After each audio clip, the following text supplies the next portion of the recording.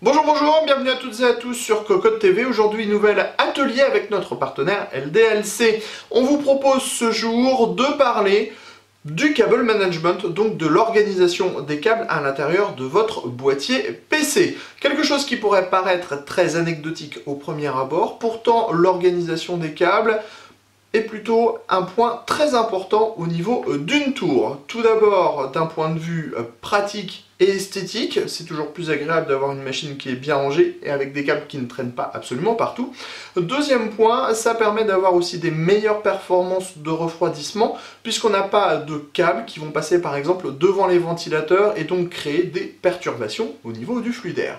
On vous propose donc un atelier ce jour qui va consister dans le montage d'une machine et plus précisément l'étape dans laquelle nous allons faire passer tous les câbles à l'arrière du plateau de la carte mère et relier les différents composants les uns avec les autres. C'est tout de suite, c'est maintenant. Avant de nous lancer, on fait le tour de ce que nous avons préparé pour cet atelier. On a bien sûr une carte graphique, un boîtier, un InWin 904, donc qui est équipé d'une carte mère Intel en Z87. On a un système de refroidissement complet par Be Quiet, des ventilateurs également de chez Be Quiet et deux SSD Plextor. On trouve également une alimentation passive. Vous le voyez, on est déjà sur des brins qui sont entièrement gainés.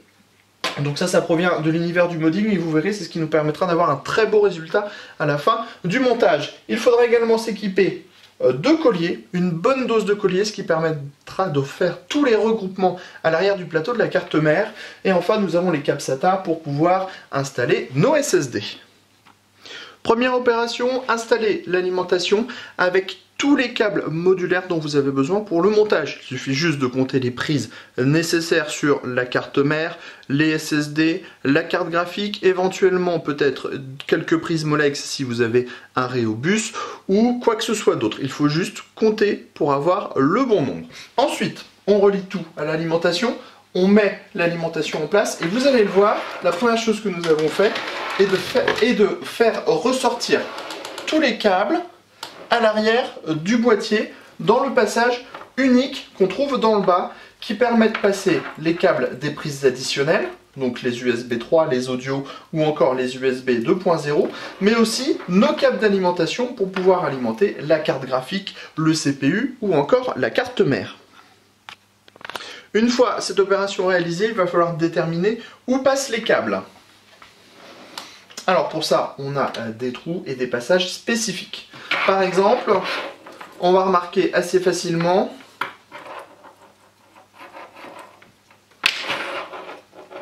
que les prises PCI Express pour la carte graphique peuvent remonter comme ceci et ressortir à cet endroit pour alimenter la carte. Donc on peut laisser notre câble comme ceci. Ensuite nous avons par exemple le 24 broches ATX. Un câble qui est plutôt épais, qui prend beaucoup de place et qui lui va ressortir ici. Mais on le voit, le passage est assez fin.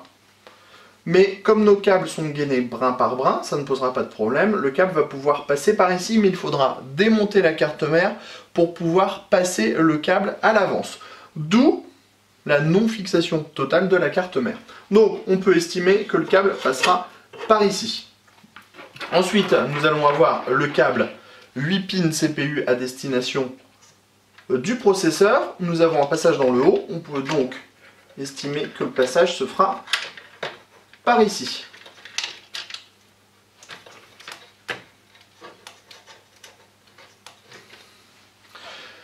Ensuite, il y a les SSD.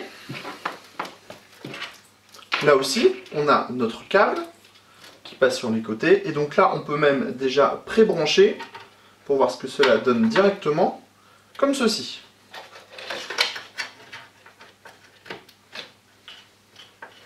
Vous voyez, ça donne déjà un aperçu du passage que vont prendre les différents câbles. Ensuite, il y a tous les câbles des prises additionnelles. Alors, le HD audio va ressortir par ici. Nous allons faire sortir un USB 3 par en haut.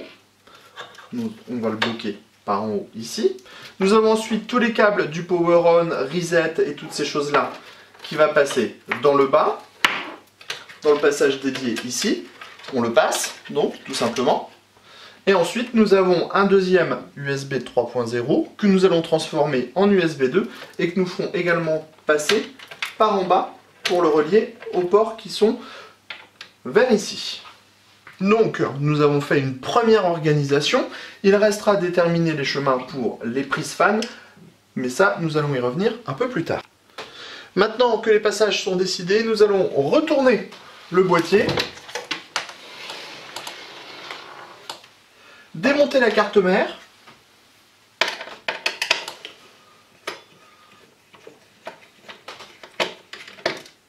d'où la fixation avec une seule vis, la retirer et faire passer les câbles dans les endroits que nous avons décidés. Par exemple,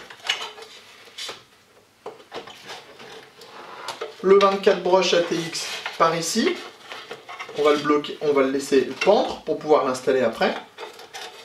Le câble USB pour déporter l'USB 3 sur les ports du côté.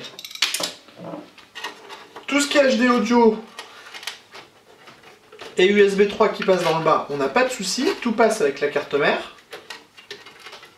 Et on a le câble 8 pins CPU qui vient donc ici,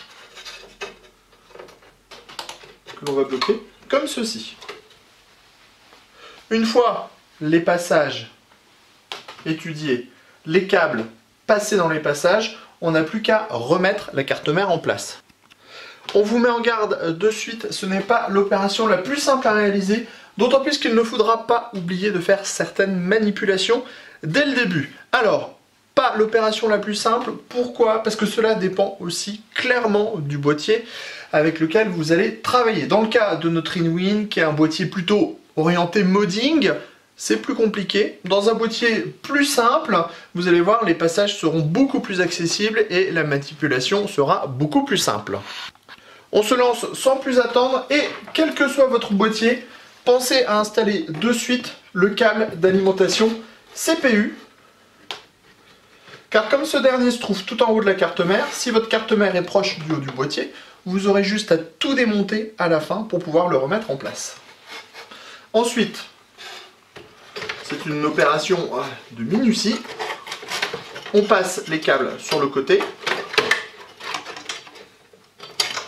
pour qu'ils gênent le moins possible. On vient mettre la carte mère dans son emplacement. On veille à bien respecter la backplate pour les ports.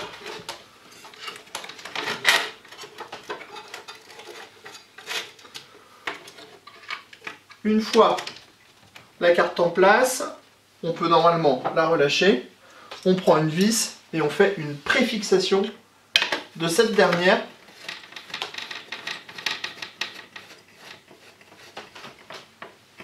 Comme ça, la carte mère est en place. On peut donc continuer à câbler gentiment.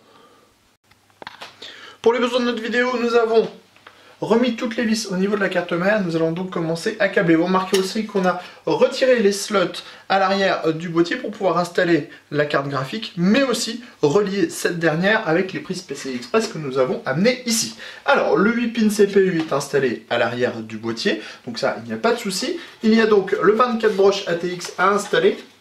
Avec le peu d'espace qu'on a dans le boîtier InWin, ce n'est pas forcément des plus simples, mais on tourne la prise comme ceci. On la positionne dans le logement et on vient ensuite tout simplement l'enfoncer et la clipser comme ceci. Avec les câbles modding, on a un effet qui est plutôt sympa puisqu'on voit les fils bleus passer par-dessus. Ensuite, on a l'USB 3.0 qui s'installe tout simplement comme ceci. Vous voyez, notre câble passe pile au bon endroit. Ensuite, nous avons ce qu'on appelle le HD audio.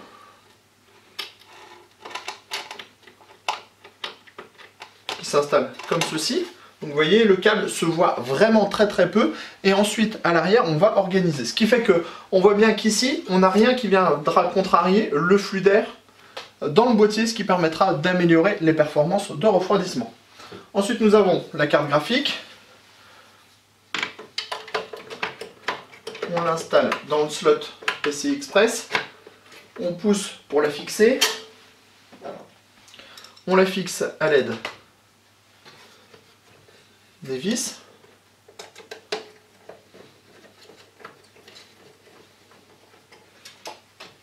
Une première vis. Une seconde.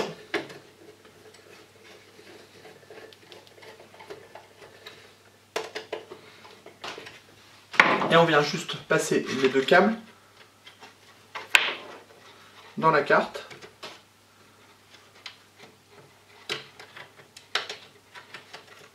Comme ceci.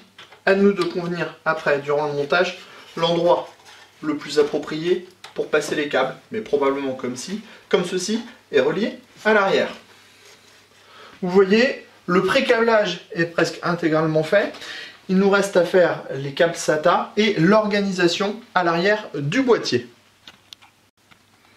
Avant de retourner l'ensemble et donc commencer à organiser l'arrière du plateau de la carte mère, pensez bien à brancher tous vos derniers câbles comme le Power On, le Reset, le HDD LED ou encore les différents USB 2.0 ou encore comme par exemple ici la prise fan. On a ici une sortie, ce qui permettra de gérer ce qui permettra de gérer facilement les tours par minute avec la carte mère. On branche, vous voyez c'est propre, on a peu de fils qui dépassent. On va donc passer à l'arrière. Il nous reste encore 2-3 câbles à passer. Vous voyez, le travail avance doucement mais sûrement. On a bien nos trajets qui sont étudiés. On va installer les câbles SATA. Donc on va les relier à la carte mère sur les ports SATA 3 pour profiter de la bonne vitesse.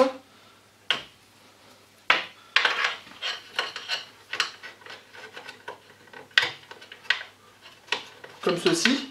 Et il faudra ensuite déterminer le meilleur passage pour ces câbles. C'est à partir de maintenant que nous allons passer en mode collier et dispositif pour pouvoir regrouper les câbles. Alors directement avec le Inwin 904, on trouve en fait ce dispositif là qui est avec un autocollant double face à l'arrière et vous voyez une sorte de coulotte pour pouvoir mettre des câbles à l'intérieur. Alors, on va procéder à un premier regroupement ici dans le bas. On voit rien de gêne. On regarde si le dispositif peut accueillir tous les câbles sans forcer. On voit que c'est pas un souci. On voit que positionné ici, c'est plutôt pas mal. Alors, les câbles sont enfermés.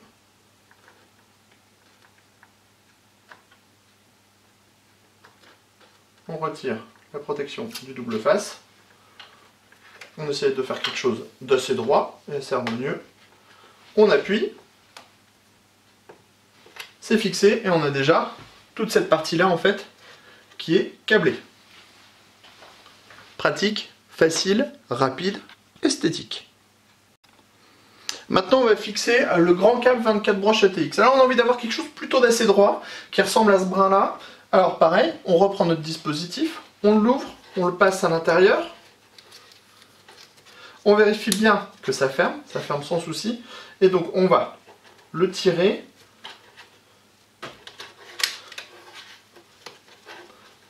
Pour avoir quelque chose de plutôt centré et qui fait remonter le câble de façon droite, comme ceci. On retire la protection.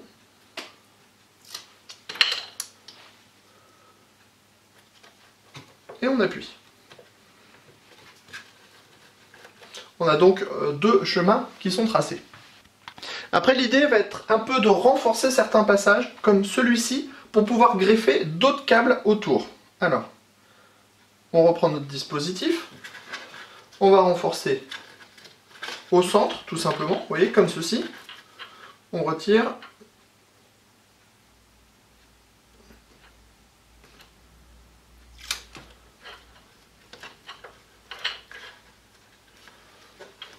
Et on met en place.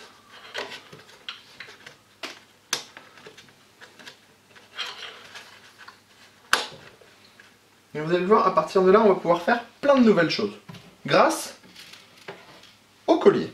Alors on va pouvoir par exemple fixer l'USB, le long du câble ATX 24 broches. On prend un collier, on le met en place, on serre doucement, mais pas trop. Alors ça va souvent vous arriver, tout va vouloir se rouvrir à chaque coup. On serre doucement, mais pas trop. Et vous voyez, on vient de fixer l'USB 3.0 qui ressort pile au bon endroit. Ah, on peut en profiter pour fixer, par exemple, quelques câbles dans le bas.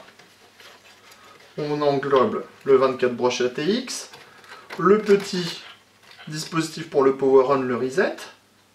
On prend un collier, on tire légèrement pour regrouper les câbles. On coupe, et voilà. On a donc, vous voyez, deux belles lignes qui commencent à se dessiner à l'intérieur du boîtier. On passe au cas du PCI Express ici même. Alors, on va utiliser exactement la même technique. On va passer les câbles SATA en dessous pour ne pas être gêné. On passe le tout par-dessus la carte graphique pour arriver au plus près du plateau de la carte mère. Donc vous le voyez, on a directement le trajet qui se dessine tout seul. Donc on utilise encore et toujours la même solution du collier. Alors vous avez deux solutions. Soit vous pouvez remplacer le collier que vous avez déjà monté au fur et à mesure. C'est plutôt une technique efficace. Soit vous pouvez rajouter différents colliers. Ainsi, ça vous permettrait, dans certains cas, de pouvoir jouer sur les couleurs. Avoir par exemple des serflex qui sont bleus, ce qui changerait un petit peu. Alors dans notre cas, on va couper l'ancien collier. C'est pour ça que je vous disais tout à l'heure qu'il faut s'armer d'un grand nombre de colliers. Vous voyez, le résultat est propre. On a vraiment cette veine centrale qui regroupe une bonne partie des câbles. La partie SATA maintenant, donc plusieurs possibilités au niveau de la partie SATA. On pourrait, par exemple, partir comme ceci, brancher un premier SSD ici et faire le chemin inverse avec l'autre. Vous voyez, on a largement assez de câbles pour pouvoir le faire. Ou on peut aussi faire passer les deux câbles directement ici, vous voyez, puisqu'on a des dispositifs ici avec des trous, on peut donc passer des colliers. On peut donc faire directement passer les câbles comme ceci et les intégrer dans la goulotte. C'est d'ailleurs ce que nous allons faire. Donc on s'arme encore une fois d'un collier.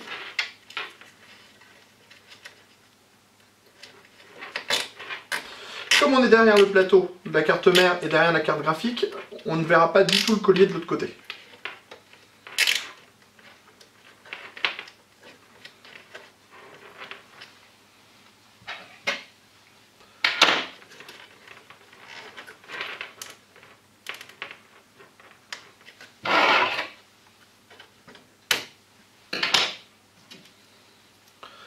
On va procéder de la même façon en bas.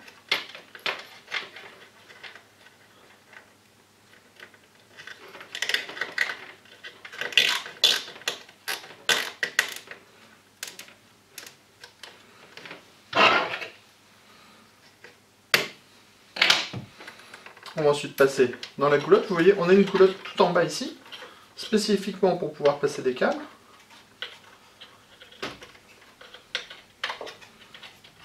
On plug le câble SATA, le second câble,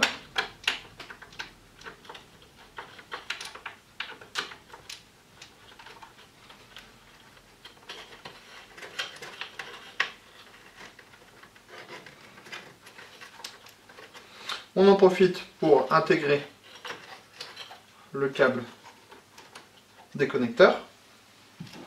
Ensuite, on regroupe. C'est un des secrets du câble management, c'est de regrouper les câbles.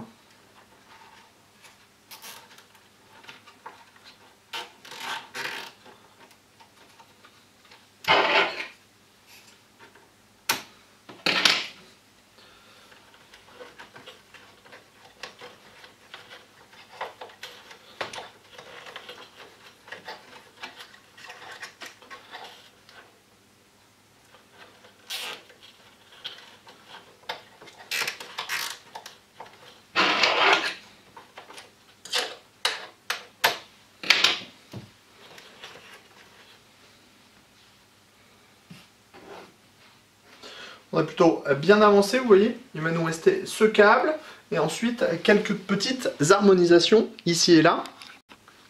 Et d'ailleurs, on va en terminer sans plus attendre. On va procéder à un dernier regroupement ici. Donc on va venir emprisonner le câble SATA pour que ce dernier ne bouge plus.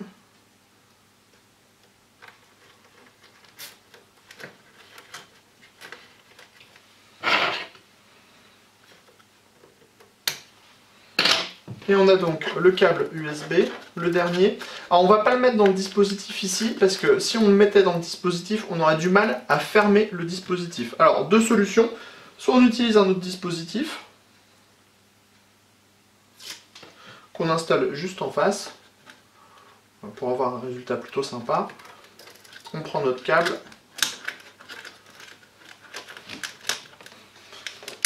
et on vient l'enficher dedans tout simplement en vérifiant bien que les prises ne se défont pas. Et voilà, on en a terminé avec notre câblage. Alors on a bien deux passages parallèles, ce qui est plutôt sympa. On a bien sûr les câbles fans. Alors les câbles fans, on pourrait, si on voulait, les passer un peu plus dans le haut, installer 2-3 colliers ici et là. Mais en soi, ils ne sont pas gênants et ils ne vont pas perturber le flux. On a bien un passage dans le bas. On pourra fermer sans souci la porte puisque rien ne dépasse de la hauteur du plateau de la carte mère. De l'autre côté maintenant, on voit bien également qu'on est sur un schéma très propre. On n'a pas du tout de câble dans le haut puisque le 8 pin CPU passe directement à l'arrière. Les câbles des différents ventilateurs sont également derrière le plateau de la carte mère. On a ici le dispositif pour alimenter la carte graphique. Vous pourrez, si vous le décidez, le faire passer plus sur le côté, voire peut-être même l'intégrer directement à l'intérieur de la carte graphique si vous avez un passage dédié. Par exemple, on le voit sur le modèle Gigabyte, il y a la possibilité de pouvoir passer des câbles presque à l'intérieur, à vérifier. Ensuite, les câbles dans le bas, on le voit, ils partent tous directement en bas, ce qui fait qu'on n'a vraiment rien du tout, ni devant les ventilateurs, par exemple, le ventilateur d'entrée d'air qui amènera l'air frais dans le boîtier, ni devant les ventilateurs de la carte graphique, ni même devant les ventilateurs du ventirail de CPU ou devant le ventilateur extracteur. C'était donc l'atelier Cable Management avec Cocottland et LDLC. Et sur ce, on vous dit à très bientôt.